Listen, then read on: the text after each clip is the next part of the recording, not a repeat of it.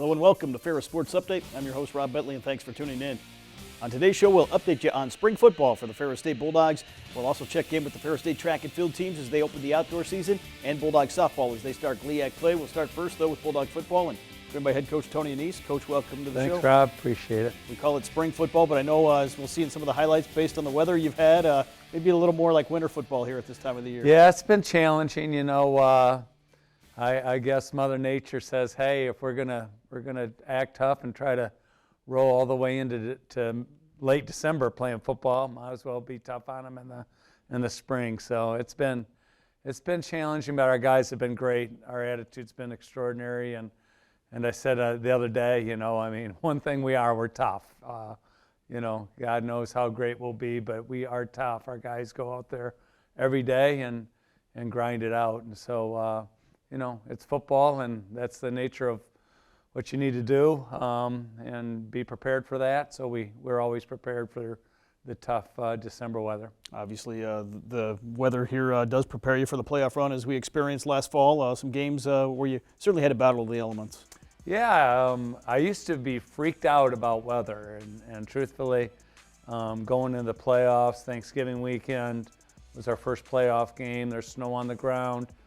And I don't think it bothered us at all, and it's just a mentality at the end of the day. I'm probably the weakest mentally person when it comes to weather around, but you know, I love the sun and I like warm. But our guys have done great things, and we're always prepared, and that's obviously a strength when you have to play into December to win playoff games. Couple weeks into spring ball here, maybe talk about what's been accomplished here over the first few practices here in the first couple of weeks. Wow, I mean it's been amazing. We've just rolled with so many reps, team reps. It's crazy. We're getting probably on average 110 guys that get like a lot of reps in practice during the day. So. During the practice, and so we've been doing 2 team periods, which is challenging. You don't get a lot of time to coach on the field, but we coach on the film anyhow. And we've had a lot of growth. I mean, our depth has grown. I've said it time and time again, but the young guys from the offensive line, I mean, that's a youthful group, and they've grown quite a bit. And you know, we've got 5 quarterbacks out there, and all 5 of them get reps, and so it's been great. Obviously, you mentioned some of those younger guys. For many of those guys, really a chance to get a lot more reps than they maybe got during the course of the fall. Yeah, I'll just pick a position group and talk about it, but Tariq Brett, Deion Smalls, and Brady Rose are all slots, true freshman slots. And so, you know, they came, we tried to, you know, get them a little bit prepared, but, you know, they came and you know, they've kind of been around enough now where they know a lot of stuff, and they're able to show themselves quite favorably. But under a lot of conditions, when we didn't lose one of those slots, you know, off our team from last year, all of them are back. You know, a lot of conditions, they just still don't get a chance to play much. But we do a really good job of getting guys like that opportunities to participate really in practice and show their skills, because you know, we got a lot of young talent. I know we talked on the last show about the momentum kind of from last fall carrying over. How much do these guys kind of see that now and see what can happen if they put in the time and the effort here at this time of the year? Yeah, nothing better than saying, hey, you know, you already did it, so you know what the formula is, but the formula isn't, oh, we won it last year, so we're, you know, it's going to be easier this year. And nobody thinks that. Our guys know, you know, we paid a huge price to be able to achieve at the level we achieved at. And so they're willing to, you know, go out and pay the same price. And so a lot of our young guys really have been indoctrinated on, you know, the Ferris way. And, you know, it started with Jason and Zimmer and and Lampman. Those 3 guys really, you know, they showed people how to do it. And then, you know, Tavi and Sealer and, you know, Malik Taylor and Austin Edwards and Brady Sheldon, and it goes on and on. You know, I hope I didn't miss one on that, but probably did.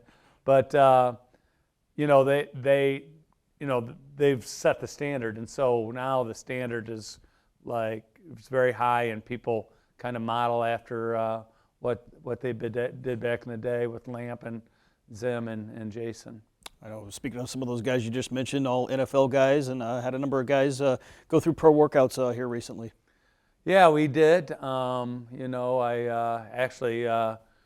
Jared just did his on March 30th, and he was. I talked to him the day after, and he was on his way already back to Florida because the Patriots were going down to work him out in a private workout, and so he's getting a lot of attention. But yeah, there's a lot of guys that are really excited about it.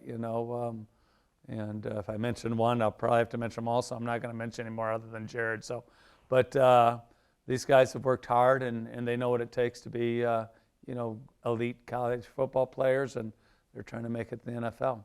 Obviously, the spring game coming up on April 22nd, a chance to celebrate the national championship and a chance for a lot of these young guys really to play in front of some fans that'll get a chance to see the team. Right. Yeah. It'll be all young guys. Malik Mitchell was just asking me the other day, hey, how many reps will I get? And I said 0. And so probably won't play Evan or Malik at quarterback. I might play Jesse a little bit, but it might be Trinidad Chambliss and Carson Gulker show, and they'll do well. They've done really well this spring. So it'll be a lot of young guys, and it'll be fun. That's just kind of how I've always done it, and it'll be a cool thing to see. Hopefully it's good weather and we have a great weekend. Obviously, just recently announced the schedule for this coming fall as well, and another challenging schedule with a number of playoff teams on the schedule. Right. I think it's early. We better be ready, right? So Central Washington is in the playoff. Lenore Rhine's a powerhouse, so that's just week 1 and 2, and so we better be ready, and I think we will be. But those two programs early in the season, there'll be big challenges.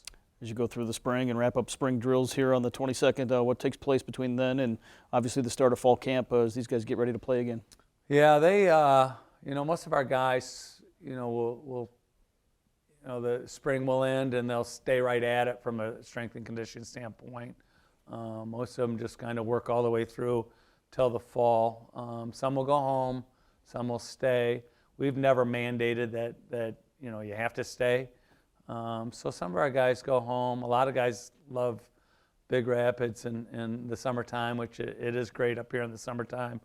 And so a lot of guys will stay, and they'll just train hard, and Coach T, our strength and conditioning coach, will spend a lot of time with them, and our guys will work hard to come back being the best version of themselves and be ready in August. Well, Coach, thanks for the time. Looking forward to the spring game here in a couple weeks, and best of luck the rest of the spring. Thanks, Rob. I appreciate it. We'll be back with more Ferris Sports Update right after this.